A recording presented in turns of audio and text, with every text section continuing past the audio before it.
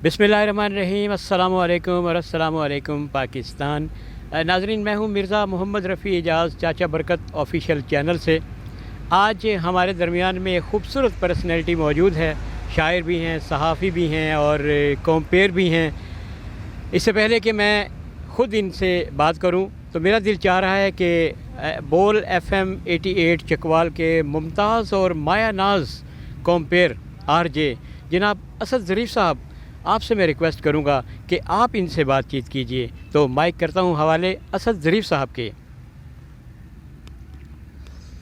अस्सलाम वालेकुम नय्यर भाई। चाचा बरकत ऑफिशियल चैनल पे मैं आपको खुश आमदीद कहता हूँ और आपका बहुत बहुत शुक्रिया कि आपने हमारे चैनल के लिए टाइम निकाला। जी वालेकुम अस्सलाम असद भाई, बहुत शुक्रिया आपका भी कि आपने इतनी ज़्यादा इज़्ज़त अफ़ज़ाई की मेरी। और स्पेशल मैं शुक्रिया अदा करना चाहूँगा मेरे प्यारे से भाई रफ़ी एजाज़ साहब, जो इतनी दूर से स्पेशली जो है वो मेरे लिए आए हैं। और ये इनका प्यार है, इनकी मोहब्बत है जो इन्होंने मुझ तक जो है वो पहुंचाई है। और हमेशा से दोस्तों की तरफ से उनका जो प्यार और मोहब्बत होता है वही सबसे कीमती चीज़ होती है। और प्यार और मोहब्बत से बढ़ के तो असद भाई और कुछ नहीं हो सकता है। आपने बिल्कुल सही फरमाया नय्यर भाई, बिल्कुल प्यार मोहब्बत से बढ़कर कुछ भी नहीं होता। और ये आपका प्यार भी हमारे चैनल के लिए है कि आपने हमें टाइम दिया। और नय्यर भाई, आपकी जो फ़नी ज़िंदगी का आगाज़ है वो कहाँ से शुरू हुआ? असद भाई, सबसे पहले तो मैं एक जुमला बोलूँगा और वो जुमला, आप कोई भी बड़ी से बड़ी शख्सियत हो, बड़े से बड़ा आर्टिस्ट हो, तो वो यही कहता है जी कि मुझे इस काम का शौक़ जो है वो बचपन से था। तो मैं भी यही कहूँगा कि बचपन से, ज़ाहिर बात है इंसान के अंदर जो भी एक ख़ास चीज़ होती है तो उसका जो एक रुझान होता है वो भी मैक्सिमम उस साइड पे ही होता है। तो बचपन से मैं तकरीबन जब 4-5 साल का था तो उस टाइम से रेडियो की तरफ स्पेशली जो है वो मेरा एक रुझान जो है वो बना। रेडियो को सुनना शुरू किया और माशाल्लाह से उस टाइम पे बड़े बड़े लोग जो हैं वो रेडियो के साथ वाबस्ता थे। हमारे आज जितने भी लेजेंड्स हैं, जिनमें चंद नाम मैं कहूँगा, जनाब ज़िया मोहिउद्दीन साहब, तारक अज़ीज़ साहब और कंवल नसीर साहिबा, जिनका पिछले दिनों इंतकाल भी हो गया है। इन लेजेंड्स को हमने रेडियो पे बोलते हुए जो है वो सुना और इनको सुन के मेरे अंदर भी जो है वो कुछ इस किस्म का जज्बा जो है वो पैदा हुआ और मेरी भी ये ख्वाहिश पैदा हुई कि मैं भी इनकी तरह जो है वो रेडियो के माइक पे जो है वो बोलूं। और फिर कुछ इंसान के अंदर कुछ एक ख़ास वो टैलेंट भी होता है। जब जो इंसान उस टैलेंट को आज़माता है, थोड़ा सा उसके अंदर जो है वो निखार पैदा करता है, तो उस टाइम फिर उसके अंदर जो है वो जिद्दत आ जाती है और इंसान जो है उसको बेहतर अंदाज में जो है वो करने लगता है। तो इन्हीं लेजेंड्स को देख के मुझे भी रेडियो जो है वो सुनने का शौक़ भी पैदा हुआ और रेडियो के माइक पे भी जो जाने का वो भी शौक़ मेरे अंदर पैदा हुआ। आपने ड्रामे लिखे भी, उनके मुकालमे भी तहरीर किए जी। और रेडियो पाकिस्तान से भी वाबस्ता रहे जी। और FM 88 चकवाल से भी आप इस वक्त प्रोग्राम कर भी रहे हैं। जी सर। तो उसके मतलब तो हमें थोड़ी सी तफसील हमारे चैनल को बताइए। सर, रेडियो पाकिस्तान से मेरा जो ताल्लुक़ है वो तकरीबन 91-92 से मेरी अटैचमेंट जो है वो रेडियो पाकिस्तान के साथ बनी है।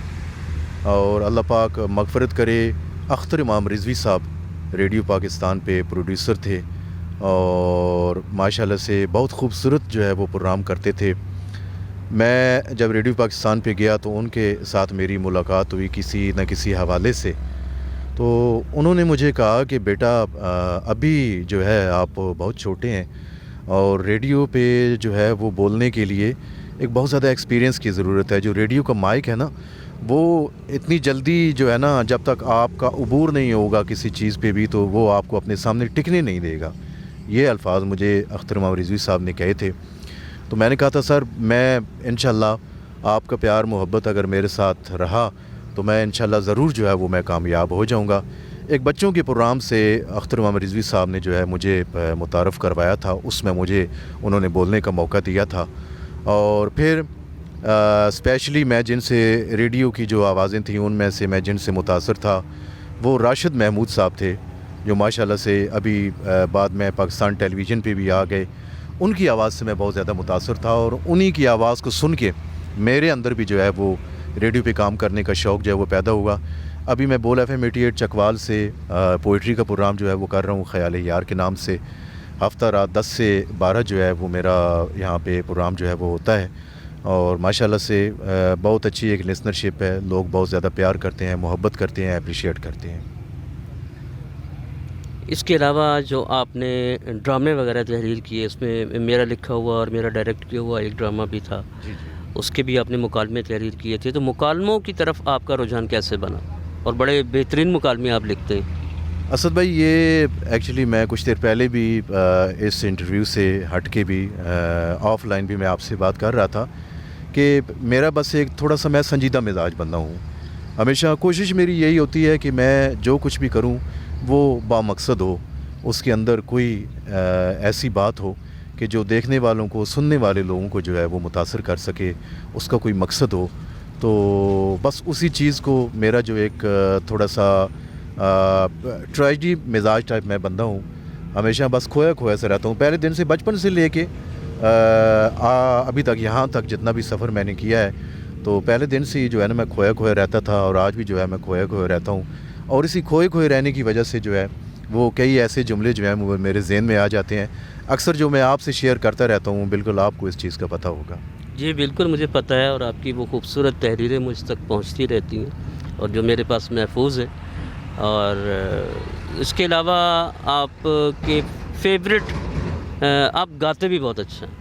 دیکھیں نیر بھائی، اس بات کو ہم چھپا نہیں سکتے کہ آپ گاتے بہت اچھا ہیں. آپ کو اللہ تعالیٰ نے بہت پیاری آواز، ایز اے صداکار بھی بہت پیاری آواز دی ہے، اور ایز اے گلوکار بھی دی. بے شک آپ گلوکاری کو سامنے زیادہ نہیں لے کے آئے، لیکن آپ گاتے بہت اچھا ہیں.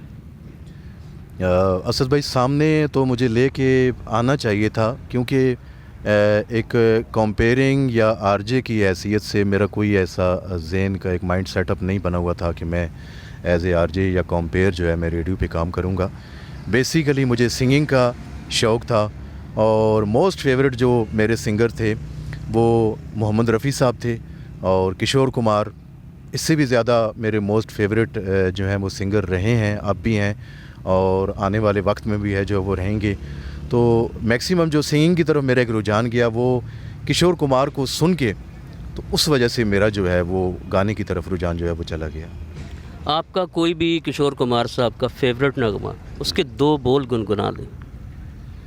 اسد بھائی، ویسے تو کشور صاحب کے ہزاروں کی تعداد میں ایسے سانگز ہیں کہ میں کسی ایک گانے کو یہ نہیں کہہ سکتا ہوں کہ ان کا یہ گانا خوبصورت ہے یا یہ گانا خوبصورت ہے.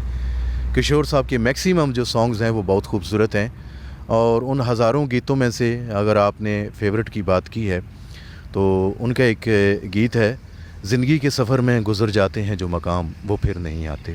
یہ گیت مجھے کشور صاحب کا بہت پسند ہے، اور اسی گیت کے 2 بول جو ہیں میں اپنے جو سامعین ہیں اور جو میرے دیکھنے والے ہیں ان کی میں سماعتوں کی، کیونکہ ایک RJ براڈ کاسٹر جو ہوتا ہے وہ زیادہ سے زیادہ چیز جو ہے وہ سماعتوں تک ہی پہنچاتا ہے. تو میں اگر ویڈیو بھی ہوئی تو پھر بھی میں یہی کہوں گا کہ میں سماعتوں تک جو ہے وہ پہنچاؤں گا. دوسری بات یہ بھی ہے نیر بھائی کہ جیسے چاچا برکت چینل ہے جس کے لیے ہم آپ کا انٹرویو کر رہے ہیں، تو اس میں کئی ایسے ہمارے نابینا بھی افراد ہیں کہ جو چینل سامنے پلے ہو تو پھر بھی وہ سماعتوں تک ہی پہنچ رہا ہے، اور جن کی شکر الحمدللہ کی آنکھیں ہیں وہ ہمارے ناظرین بھی ہیں.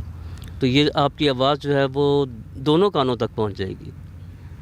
سر، میں اسپیشلی شکریہ ادا کروں گا رفیع اعجاز بھائی کا کہ جنہوں نے اپنے قیمتی وقت میں سے کچھ وقت جو ہے وہ نکال کے اعلیٰ ظرفی کا جو ہے انہوں نے مظاہرہ کیا ہے، اور ان کا یہ پیار اور محبت دیکھ کے تو میرا ان کے ساتھ جو ایک پیار اور محبت ہے وہ اور بہت زیادہ بڑھ گیا ہے.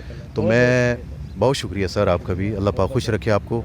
تو میں جناب کشور صاحب کے اس خوبصورت سے گیت کے جو ہیں 2 بول میں آپ کے سماعتوں تک پہنچانا چاہوں گا.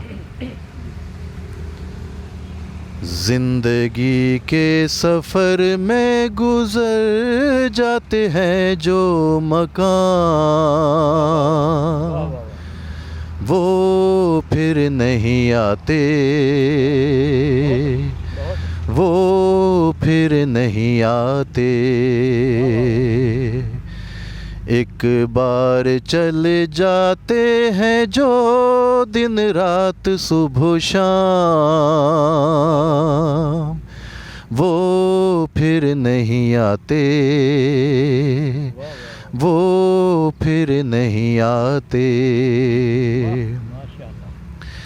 پھول کھلتے ہیں لوگ ملتے ہیں، پھول کھلتے ہیں لوگ ملتے ہیں، مگر پتجھڑ میں جو پھول مرجھا جاتے ہیں وہ بہاروں کے آنے سے کھلتے نہیں، کچھ لوگ کے روز جو بچھڑ جاتے ہیں وہ ہزاروں کے آنے سے ملتے نہیں، عمر بھر چاہے کوئی پکارا کرے ان کا نام وہ پھر نہیں آتے، وہ پھر نہیں آتے۔